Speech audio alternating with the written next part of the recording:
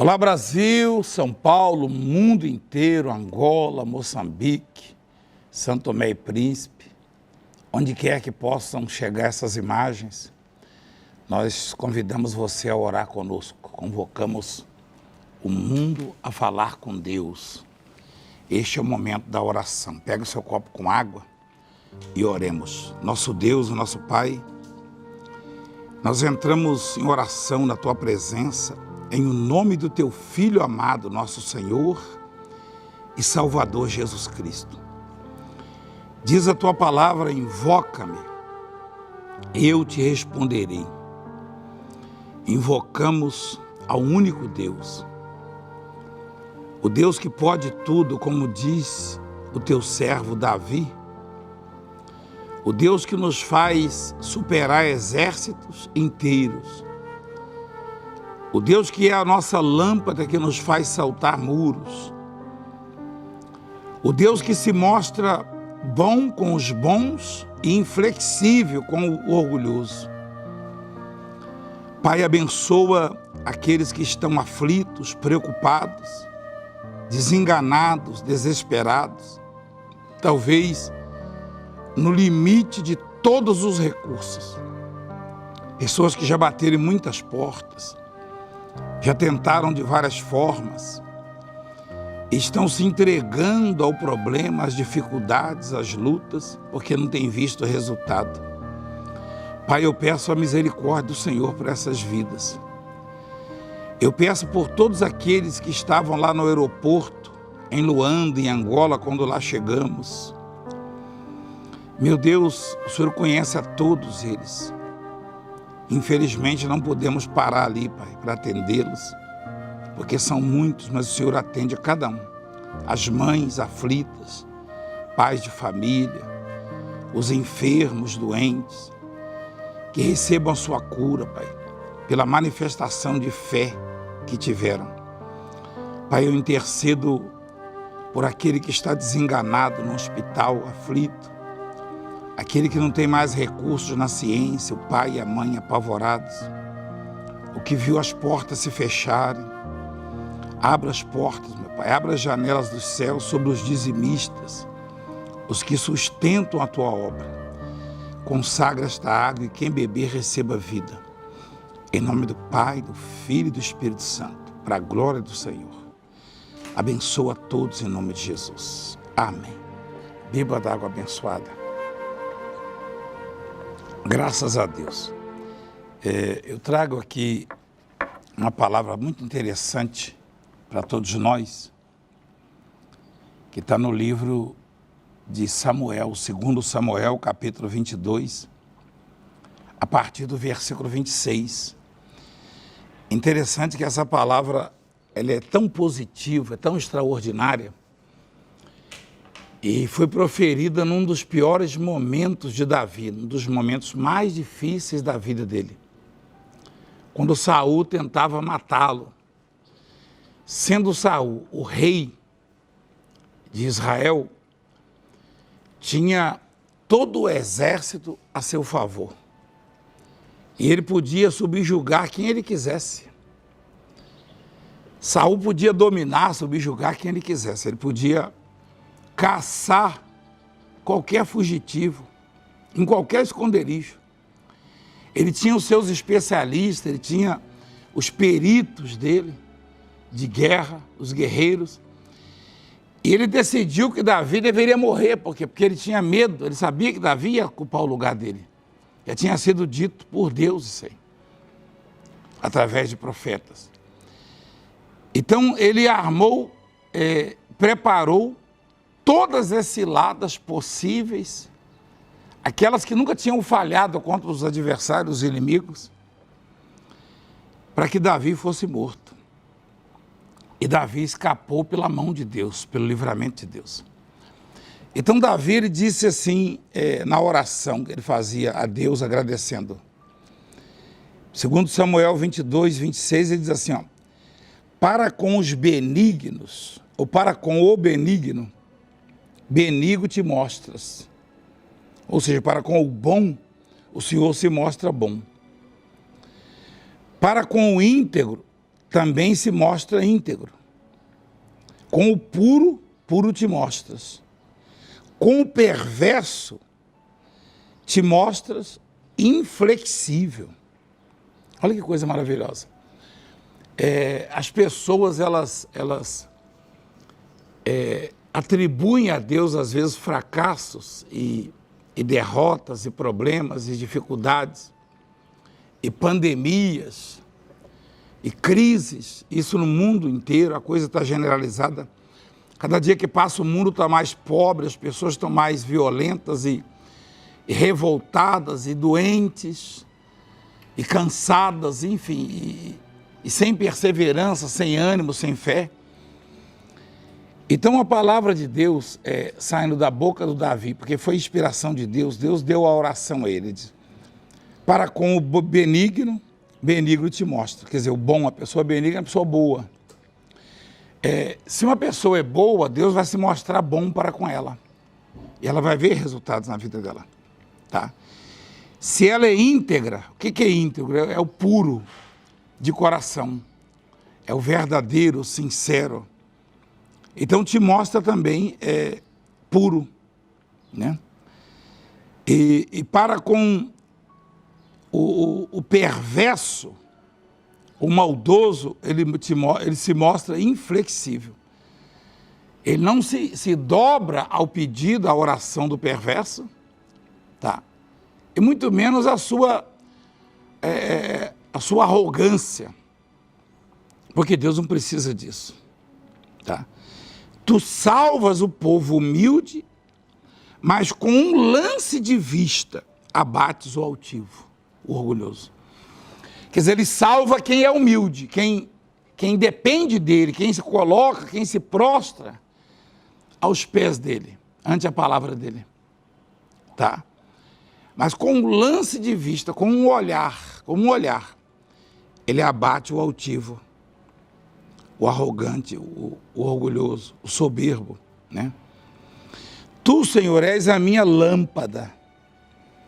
Era uma fase escura na vida de Davi, uma fase de noite tenebrosa mesmo, de escuridão, porque ele não tinha onde se esconder, ele não tinha como se defender, todo mundo estava contra ele. O rei deu ordem, Davi tem que morrer, o rei Saul deu ordem. Então ele diz assim, tu, Senhor, és a minha lâmpada. Quer dizer, veja como é importante nos momentos difíceis confiar em Deus, esperar em Deus, contar com Deus. Porque às vezes a gente se perturba, se aflige, se amedronta, se assusta. Né? E Davi deixa esse legado, esse exemplo para nós, ele diz, tu és a minha lâmpada.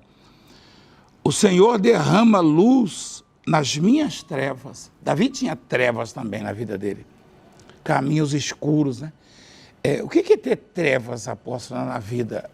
É ter momentos difíceis, momentos que parece não vão mudar, não vão ter saída, solução. Né? Tem fases na vida da gente, parece que não tem jeito, não tem como vencer, reverter, mudar a situação. Né? São os momentos de trevas, de escuridão mesmo. E ele disse, o Senhor derrama luz nas minhas trevas, pois contigo desbarato exércitos inteiros. Que coisa, hein? Que fé é esta? Pois contigo desbarato exército. Com Deus salto muralhas. O homem comum, o homem normal, não pode saltar muralhas, né? O homem comum não pode vencer um exército, não. E Davi, ele confessa aqui na oração, né? Contigo eu desbarato o exército inteiro, eu venço um exército. E acabaram de vencer. Né? Com Deus eu salto muralhas. O caminho de Deus é perfeito.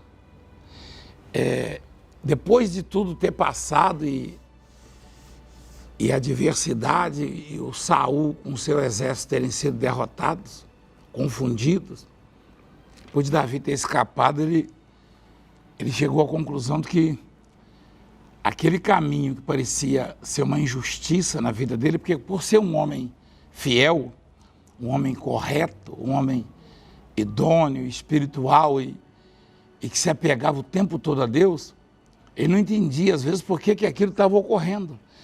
Ora, o filho era contra ele, queria matá-lo. Depois o rei Saul, quer dizer, ele não tinha sossego, ele não tinha um período longo de paz, de tranquilidade, de segurança. E às vezes ocorre conosco, bispos e pastores, pregadores da palavra, povo de Deus, que o período ele se alonga muito com os problemas, com as dificuldades. E a gente fica esperando a coisa melhorar e se reverter e mudar, enfim. E parece que não vai acontecer. Parece que não vai ter fim o sofrimento, a luta, a dor, né? E Davi, ele viveu isso. Mas quando tudo se resolveu, olha a conclusão que ele chegou. Porque todos os caminhos que eu e você trilhamos, estando na presença de Deus, são de Deus. Olha o caminho de José para chegar ao governo do Egito. Na verdade, para chegar ao governo do mundo, né? Porque o Egito sustentou o mundo na época, né? E nós estamos aqui na África, o Egito faz parte desse continente onde estamos aqui agora ministrando, né? Estamos aqui na África. E interessante que José ele foi vendido pelos irmãos, foi preso por Potifar, foi condenado à morte pelo regime lá na época do Egito, acusação infundada, acusação leviana de crime. E ele não perdeu a fé, ele não perdeu a esperança em Deus, ele perdeu a confiança em Deus. E mais tarde surgiu uma situação que só José podia resolver com a sabedoria que Deus o havia entregue. E ele foi exaltado e a Bíblia diz que ele foi posto por pai de Faraó. Ele tomava as decisões mais importantes no planeta. E parecia que não valia nada a vida de José. A vida de um presidiário condenado à morte, ou prisão perpétua, vale o quê? Mas ele não deixou de confiar em Deus nunca. Nunca. Então, às vezes, a gente quer deixar de confiar, quer deixar escapar a esperança, a perseverança, entendeu? Bispos e pastoras e missionários, povo de Deus, obreiros. E quando Davi diz que o caminho de Deus é perfeito, é que tudo já tinha passado. É que isso aí, essa afirmação dele, era alusão a algum sentimento que ele havia tido, de que questionava Deus ou de repente os acontecimentos, né? Por que me ocorre isso? Por que falta de paz na minha vida? Por que não tenho sossego? Por que aquilo que o profeta Samuel levou na casa do meu pai, aquela profecia e aquela unção que ele me deu não funciona? Eu fui ungido rei na casa do meu pai, mas cadê que eu virei rei? Fui fugitivo de Saul. É que o reino foi dado a ele naquela ocasião em que Samuel, o profeta, foi da casa de Jessé, quando ele estava por trás das malhadas, lá no meio do mato, da selva. Só que ele não tomava posse, o Saul. Ele estava vendo a hora que o Saul iria matá-lo e não ia se cumprir aquilo que Deus prometeu. Ah, mas Deus não permite isso. Deus não permite o fim de ninguém antes de fazer cumprir a palavra, a promessa. E quem morreu foi o Saul, dando cabo da própria vida. E Davi finalmente reinou com sucesso, tá? Então ele diz assim, o caminho de Deus é perfeito. Puxa vida, você está precisando ter essa luz, né? Essa visão, essa certeza no seu coração, de que o caminho de Deus é perfeito. A palavra do Senhor é provada. Ele é escudo para todos que nele se refugiam ou confiam. Pois quem é Deus, senão o Senhor? E quem é rochedo, senão o nosso Deus? Deus é a minha fortaleza e a minha força. E Ele perfeitamente desembaraça o meu caminho. Que extraordinário, né? Davi questiona, pois quem é Deus senão o Senhor? Quem é rochedo senão o nosso Deus? Em outras palavras, né? Em quem eu posso confiar, ou me refugiar, ou me apegar, me garantir? Em ninguém. Eu vou me garantir em quem? Num homem? Por mais investido de autoridade que seja?